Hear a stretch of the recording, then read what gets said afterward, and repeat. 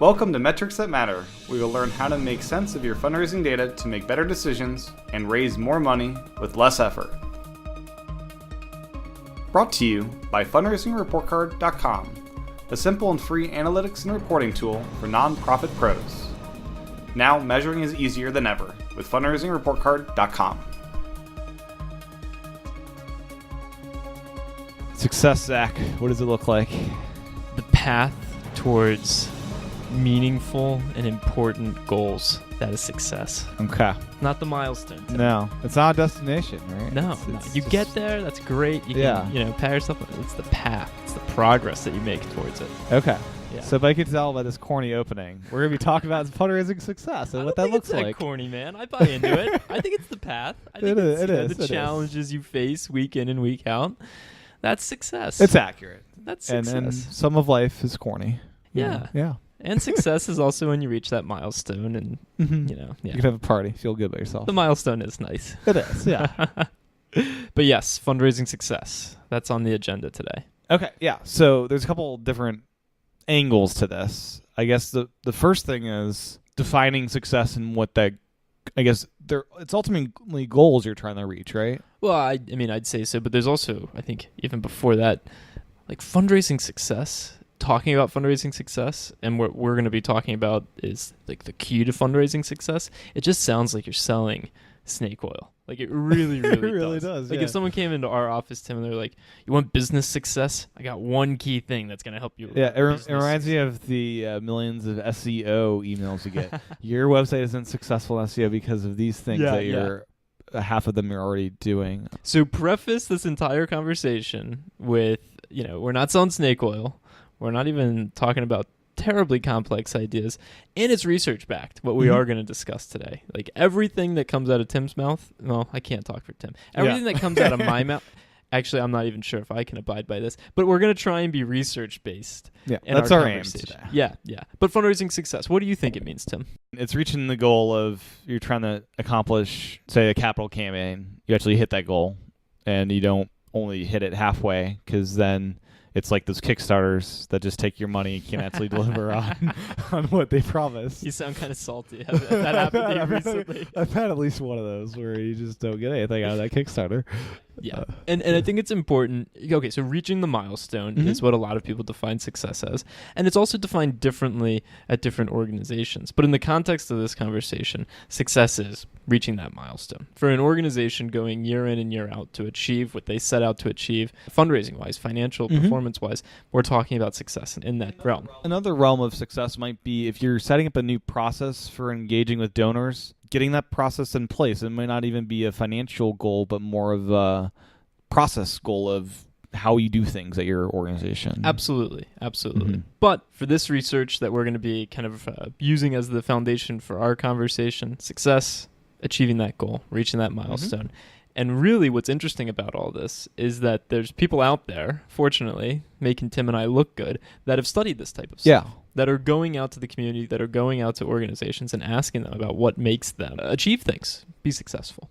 Now, there's big organizations that strive to provide this information. There's the Blackbauds of the world that put out benchmarks about, well, this is what your donor retention rate should be, and if yours is below that, then maybe you're not being successful. And there's even from the Association of Fundraising Professionals, the AFP FEP, the Fundraising Effectiveness Project, they put out a quarterly report. I love seeing it. We're in the third quarter right now. They just put out their second quarter report. They said giving was down. So maybe if your giving was up, does that mean you're being successful? There's all these different types of industry reports, not to mention what we provide with live benchmarks, fundraisingreportcard.com/benchmarks. Our daily updating benchmarks about average donation amounts and things like that. You could use those metrics to measure against to say, are we successful or not? Or, fortunately, Heather Yandow, who runs Third Space Studio, who's a fundraising consultant out there in the world, she has the individual donor benchmark report. And that thing is a gold mine. I mean, just an absolute gold mine of qualitative and quantitative information from a survey that's been completed by hundreds of generally smaller shop nonprofits. Now, that is like the foundation for everything that we're going to discuss today. This IDB report, it's huge, it's massive in terms of what it accomplishes. Yeah. but it's relatively concise in how it packages it all together. And unfortunately, and Heather, if you ever listen to this, the most recent one is from 2015. We need a new one. It's now 2018. Exactly. Yeah. We need someone to take kind of some initiative here. Maybe this is a good idea for us, Tim. And we've got to ask some of these similar questions. Mm-hmm. But Tim, Yeah. I know you're aware of the answer. Yeah. What is kind of our non-snake oil, but our answer to the question, what's the key to fundraising success? You need a plan. You need to be like Stan. Stan has the plan. You need the plan. Some of those Kickstarters you were a part of, I don't think they had a really good plan. They did not, no. That is the biggest thing that this study, I mean, I've read through all the pages, 20, 30 pages. That's the biggest takeaway from the entire study was that if you have a fundraising plan, you're geared towards. Yeah, because if you don't have a plan, how are you supposed to then schedule out your calendar to hit different micro goals within that, right? And that's what Heather and the team that produced the IDB go into. They ask, well, what is a fundraising plan? So we can agree that having a plan, having an annual plan of attack is most important. Then let's try and qualify, okay, well, what is an annual plan? What is a fundraising plan? And the research goes into that. I don't know if you've got it pulled up on your screen, Tim, but what is included in a plan? So there's some different parts here. And the percentage you got to help me with because it's a bit interesting because it goes above 100%. Those percentages, there's a graphic. So if you're listening to this and you haven't seen online, fundraisingreportcard.com/fundraising-plan, Yep. you can read all about what Tim and I are talking about if you find us, not the most fun to listen to. But there's a graphic here Tim will go through in a second. And the percentages actually relate to the percentage of respondents that said that this is something that they include in their fundraising plan. So the four components: a calendar of activities, that's at number 1 at 83%. A list of overall fundraising strategies and goals at 81%. And let's just pause it for a moment because No, those are similar. well, and I was going to say, our whole conversation to this point is, well, success is defined by reaching your goals. The tool that we use to achieve those goals is having this plan. Well, the plan includes where we want to get to. Yeah. It makes sense when you start to talk about it. You'll know just as well as I, Tim, from doing this here at MarketSmart, goal setting is really tough. Mm-hmm. Like, it seems so easy, Yeah. but it's so tough. But it's interesting to note, 81% of respondents, so 2% less than talking about a calendar activities, that's what they consider to be part of their fundraising plan. And then at 56% for the last two, a detailed breakdown of fundraising activities, and then an assessment of fundraising results from, I'm guessing, the prior year. Absolutely. Yeah. So we see these four components of what a plan means to development professionals. Do you agree? Do you think all four and then this last one, assessment, it seems like you'd use that as the initial step to then set up your then future goals and the things needed to achieve those. Real world example here, and this is not specific to nonprofit organizations. We're in the third quarter, about to be the fourth quarter of 2018 here for the calendar year. Yep.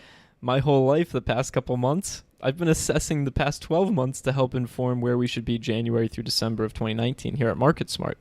You have to look, I mean, you don't have to, but you've got this historical data if you're at an organization that has been around, if I was going to say been in business, but if your organization has been around, you have historical data. Yeah.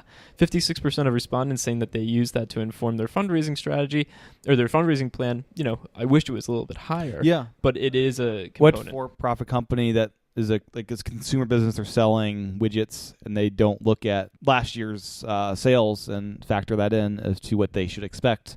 I mean, I know of a few, but they're out of business. Yes.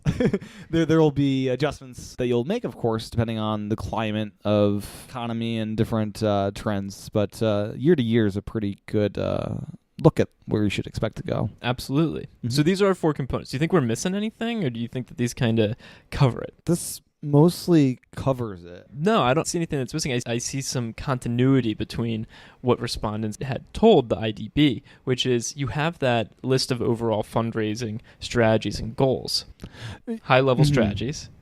And then next is the detailed breakdown of activities. Those are your tactics. Yeah. One thing I'm thinking now, and just in, 30 seconds later, I thought of here, is that there's no part of this that's like a check-in every month to assess these goals and if everything's aligning properly as that you originally planned. You're You can plan to make a big sandcastle. Then things may change. The waves may have changed.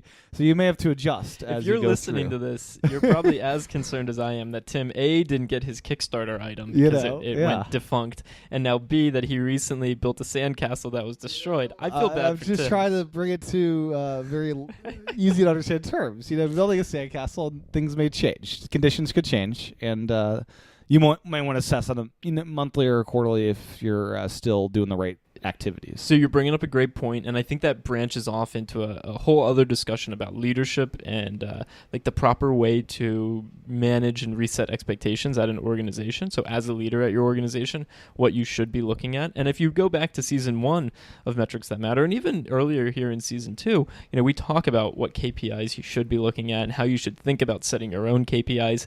There should be alignment between this fundraising plan and data. The metrics, the key performance indicators that you measure monthly, quarterly, those should be informed by the plan that you've put together and tell you if you're heading in the right direction and at the right speed. Are you moving too quickly or are you moving too slowly? So you're bringing up a great point. But it all ties back to the plan, which is your overarching goals, and then lower down, on the day-to-day, week-to-week side, that list of activities that you're going to execute against. Now, the importance of the assessment from last year is it informs what those overarching goals should be.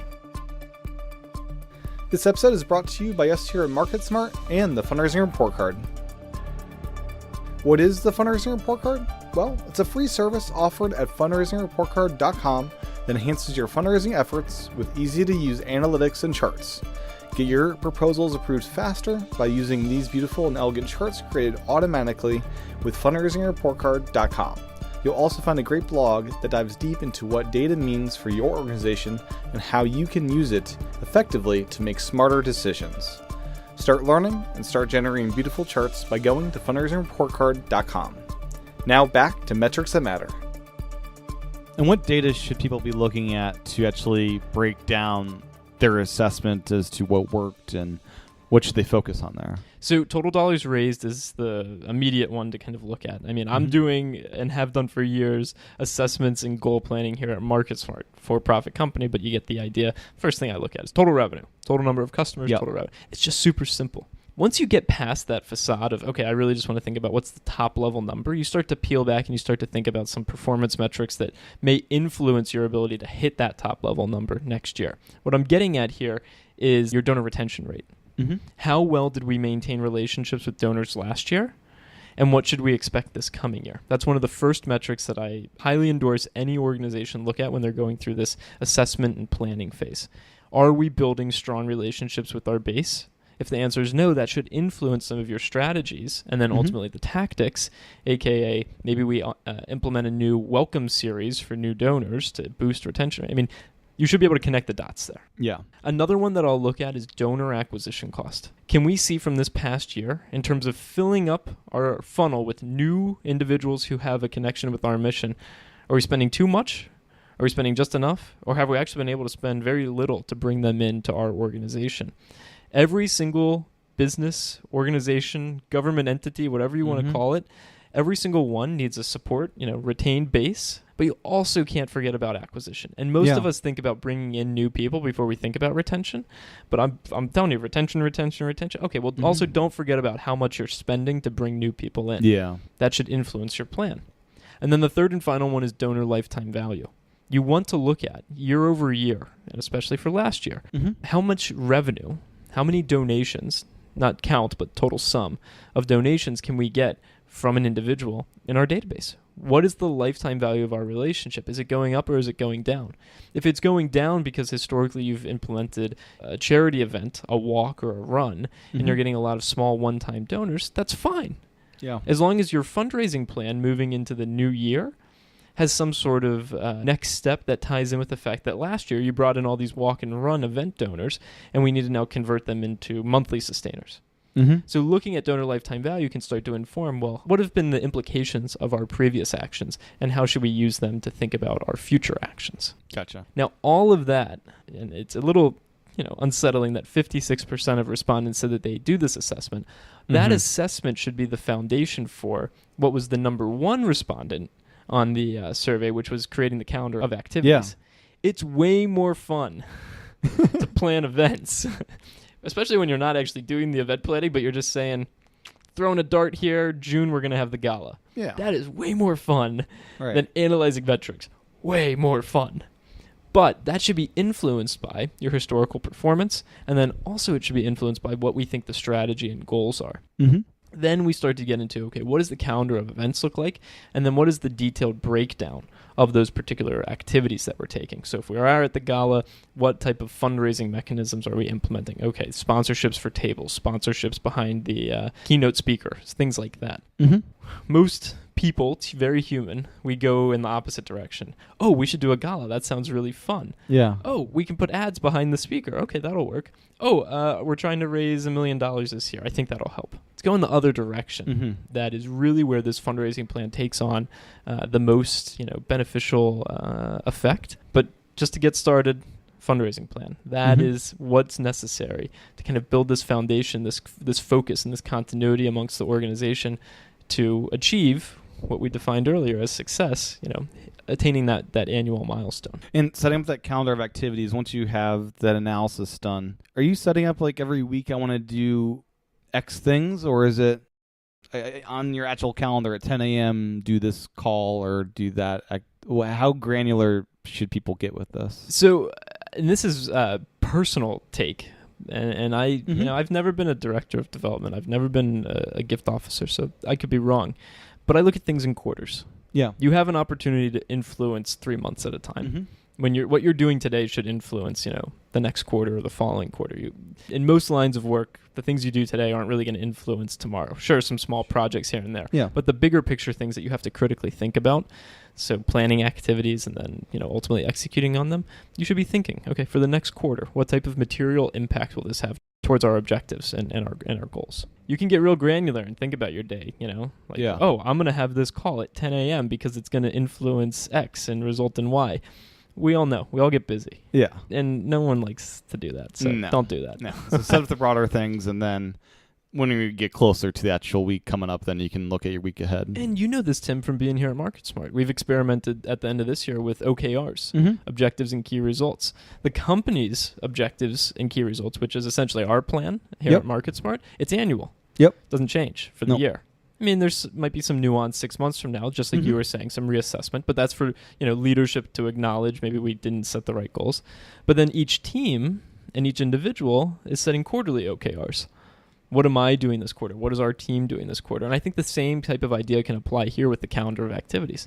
Okay, we've got the broad, we know what we're trying to accomplish from that strategy sense. Okay, well, quarterly, what does that actually look like? And then that's more digestible, more maintainable than thinking about weekly or, okay, here's my week by week annual plan broken down into 52, sections. That's just, ooh. So I think that's it. I think that's the key to fundraising success. And I shouldn't say I think. I mean, that's what Heather Yandel's research presents, is that this fundraising plan is the key to success. That setting aside the time in the fourth quarter, really develop this, that's what's going to prove most valuable in this coming year, especially since we are coming up towards the end of the year. This is the activity to produce. If you can get your team together, if you guys can come up with a plan that everyone buys into, you'll have a more successful fundraising operation in 2019. Yeah. So look at the data, make a plan, and then carry that out. Yeah, exactly. And if you do have a gala, invite Tim and I. We like galas. Yeah, I like galas. Get my tux on. Exactly. Yeah. Cool deal. Well, thanks, Zach. This has been enlightening and great. Yeah, Tim. Well, as always, it's fun, and I look forward to next episode. Sounds good.